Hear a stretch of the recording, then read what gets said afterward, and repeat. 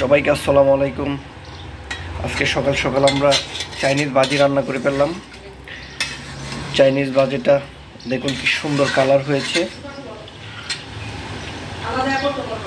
এই সুন্দর চাইনিজ, আজকে যেহেতু শুক্রবারে আমরা স্পেশাল কিছু রান্না হয়। এদিকে আবার গরুর মাংস হচ্ছে, এই যে আলু দিয়ে গরুর মাংস ঝোল হবে।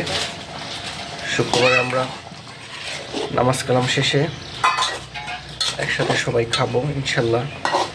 দেখুন কি সুন্দর গরুর মাংসটা, আপনাদের কাছ থেকে দেখাই। এই যে এটা আমরা চেষ্টা করি প্রতি শুক্রবারে একটু ভালো কিছু রান্না করার জন্য, খাওয়ার জন্য। আপনারা জানাবেন, আমার ভিডিওগুলো একটু দেখবেন, কমেন্টস করবেন।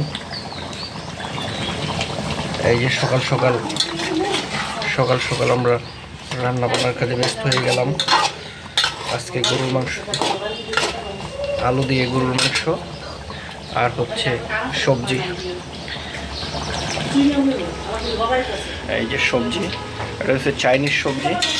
চাইনিজ সবজিটা খুব টেস্ট হয়, আপনারা বাসায় রান্না করতে পারেন, অনেক ভালো লাগবে। আসসালামু আলাইকুম।